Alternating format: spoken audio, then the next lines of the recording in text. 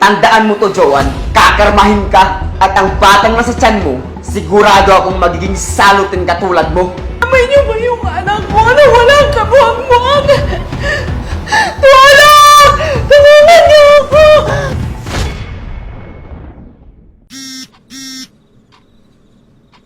Babe talaga. Hindi ako matitiis. Tagutin ko lang. Babe! Ang dami ko na message sa'yo. Tapos, ang tagal mo pang sagutin yung phone. I missed you. Ano bang ginagawa mo?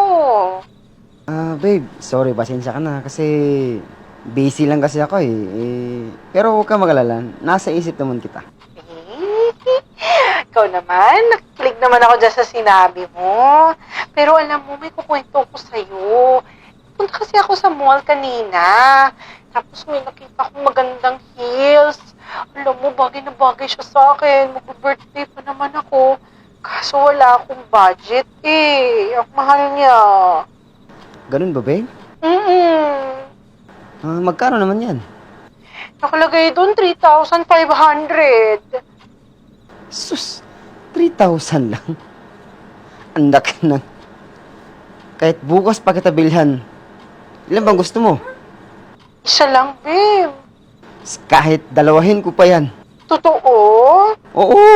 Sabi ka naman. Di mo ba alam na Siman yung kapatid ko? Ang dami kong pera.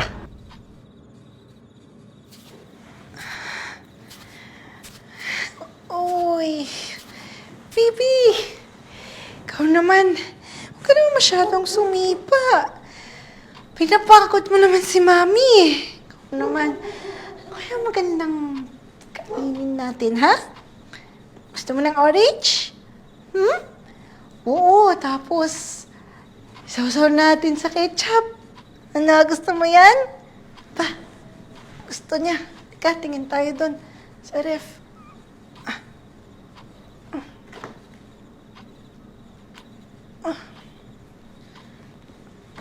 Asa kaya yun?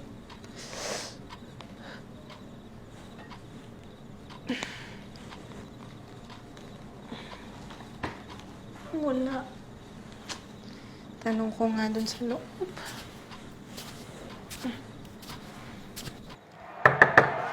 Chad, makita mo ng orange? Chad, bakit mo naman kinain niyang orange? Gusto kong kainin yan, pinaglilihan ko yan Dinayo ko pa yan doon kalaling nenay Sa'yo pala to, ate? Oo. Bakit mo kinain? Di ko naman alam na sa'yo pala lahat laman ng rep. Hindi naman sa ganun. Ano? Gusto mo to? Oh, sa'yo na. Hindi. Damot naman ito. Para orange lang Chad, baka naman pwede kaming maglambing sa'yo ni baby. Mila mo naman kami ulit doon. Gusto ko siya isawsaw doon sa ketchup Ano? Pabibilhin mo ko sa labas? Napakainit. Tingnan mo nga yung init sa labas. Ha? Sige, wag na lang. Sorry, pasensya ka na. O ate, total, andyan ka rin naman. Pakiabot nga ng bag ko. Para hindi na ako tatayo. Sige.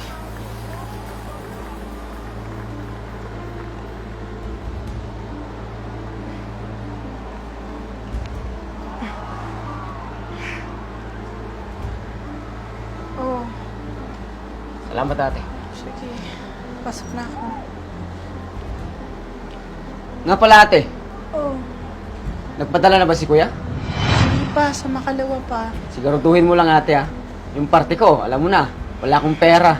Di na akong makagala. Sige, sasabihin ko.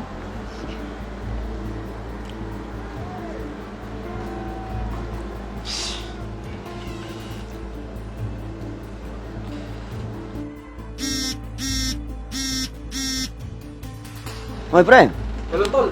Tara na, tagay na. baba, ganda yan ah. Sige, pupunta ako. Saan? Kina Aling Nena? Oo, pre. Sumunod ka na. O sige pre. Bigyan mo ako ng 5 minutes. Punta ako agad.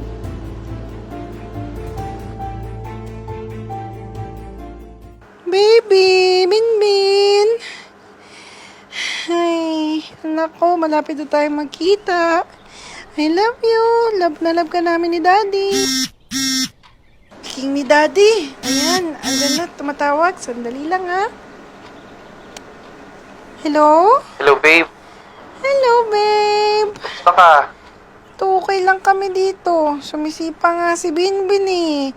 Talaga? Narinig yung boses mo. excited na akong makita siya. Mm-mm. Nagpa-check up ka na ba? Oo. Babe, nagpunta ako doon nung last week. Pero sabi ng doktor, kailangan daw ng additional vitamins, tapos follow-up. Tsaka sabi niya, kailan daw yung pagbubuntis ko, kaya dapat hindi daw akong kumikilos o gumagalaw. Bawal daw akong ma-stress. Ganun ba? Sige, pupunta ka lang. May pera ka pa ba? Wala na eh. Sige, darating naman na yung padala ko. Ganito, bawasan mo muna yung ibibigay mo kay Chad para sa bahay. Gamitin mo muna pampa-check up tsaka pang-vitamins. Babe naman, alam mo namang kating-kati sa akin at ayaw na ayaw sa akin ng kapatid mo. Tapos kapag binawasan ko pa yung pera, iba ka naman sumpain ako nun. Kawawa naman kami ng baby dito. Babe, alam mo, matanda na si Chad. Matanda na rin sila sa bahay. Hindi ko na sila responsibilidad. Siguro naman maiintindihan nila na nagkakapamilya na tayo. Sigurado ka ba? Oo, basta ang gawin mo, bawasan mo yung padala ko sa kanila, gamitin mo pang pa-check up, tapos sa susunod na lang na sweldo ko sila bibigyan ulit. Ang importante, maging maayos kayo ni baby. Sige. Ano lang gagawin ko?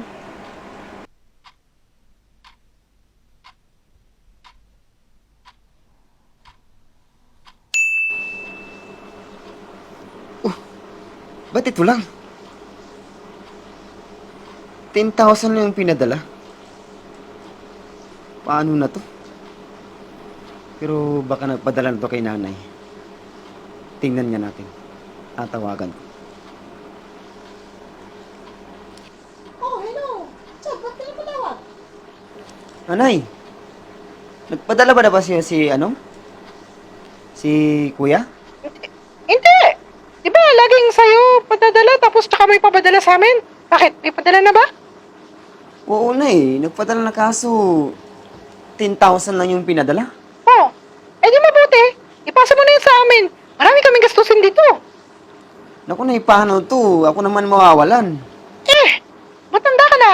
Kaya mo na yan. Kung gusto mo, sugurin mo yung asawa ng kapatid mo.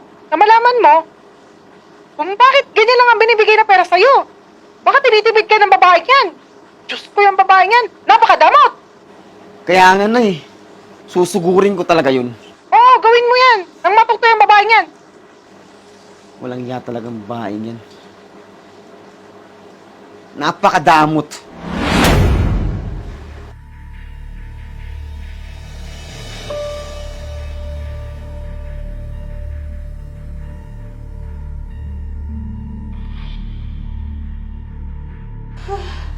Chad? Huy, babae ka pa talagang mukha mo, ano? Bakit? Anong problema? Anong bakit? Binawasan mo yung allowance namin. Ha? Hindi naman ako nagdesisyon dun eh. Yung kapatid niyo lang naman din ang gumagawa nun. Sumunod lang ako siya. Anong hindi? Mula nang naging asawa ka ng kapatid ko, nababawasan na lang yung allowance namin. Dati 50,000, naging 30, ngayon 10 na lang. Ang kapal mo! Chad, ano bang nangyayari sa'yo? Wala naman akong desisyon sa lahat ng yan eh. Yung kapatid mo ang nagdedesisyon, sumusunod lang din ako. Alam mo, oportunista ka eh. Sa bagay, ano naman ang inasahan ko sa isang waitress lang? Nakilala mo lang yung kapatid kong seaman. Siyempre, hindi mo na pakakawalan, di ba? Ang galing mo, Neng! Alam mo, Chad, sobra ka na! Grabe ka na! Nirerespeto kita dahil kapatid ka ng asawa ko. Dahil kapamilya ka niya. Kahit hindi maganda ang trato niyo sa akin, pinagkikisamahan ko kayo. Pero ito, Itong ginagawa mo sa akin? Dahil sa pera? Sa tutuusin? Sa tandaan mong yan? Umaasa ka pa rin sa kuya mo? Wala kang bayad! Ang kapal mo ah! Tandaan mo to, Joanne. Kakarmahin ka. At ang batang nasa tiyan mo, sigurado akong magiging salot din katulad mo. Lumayas ka dito! Lumayas ka!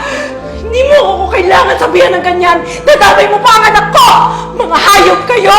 Wala naman akong ibang ginawa! Naging mabuti ako sa inyo! Dahil gusto ko maging maayos yung pamilya natin! Tapos ganyan? Inanamay niyo ba yung anak ko na walang kabuhang-buhang?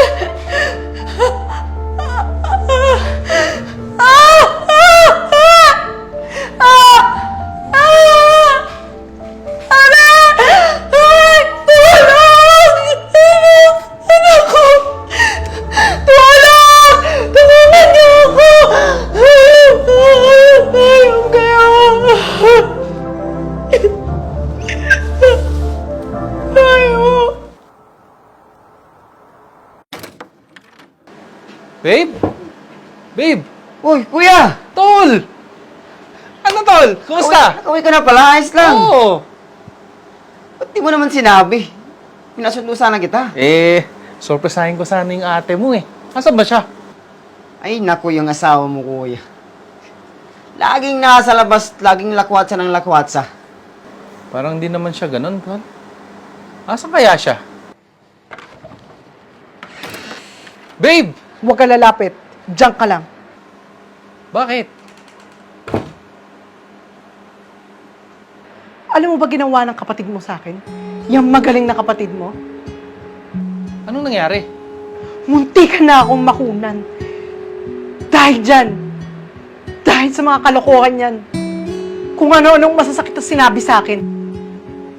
Totoo ba yun, Chad? Hindi magsasabi ng totoo yan. Napakasinungaling ng kapatid mo. Uhod ng sinungaling. Alam mo, para sa ikakabuti natin, para sa ikakabuti ng anak natin, aalis na lang kami sa impyernong bahay na to. Anong aalis? Bahay natin to. Yan ang aalis. Hoy, Chad. Bukas na bukas, lumayas ka na. Bumalik ka na sa atin. Ayaw na ayaw ko na makikita ang mukha mo dito, ha? Tsaka wala na kayong aasahang pera sa akin. May pamilya na ako. Kaya nyo nang buhayin ng sarili nyo ngayon, matatanda na kayo. Mas ka na nga dito sa harap ko, baka makalimutan kong kapatid kita.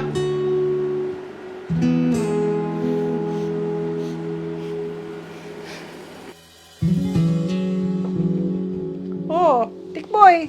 Ano yan? Ate, mayroong bag sa labas. Bag? Pag-libre ka ba? Hindi. Uy, baka mamaya sa kapitbahay to, ah. Wala ka dyan.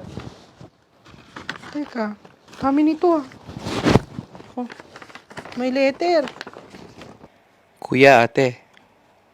Pasensya na sa nagawa ko, ha? Alam mo, naranasan ko magtrabaho. Ang hirap pala. Sana napatawad nyo na ako. Maling-mali yung ginawa ko. Inabuso ko kayo. Pasensya na ulit, ha?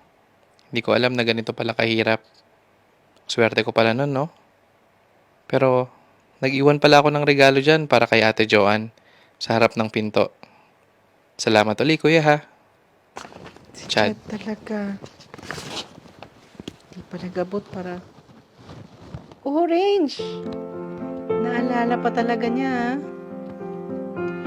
Pinman, I have something for you. Ito, orange. Bigay ni Tito Chad mo. Come.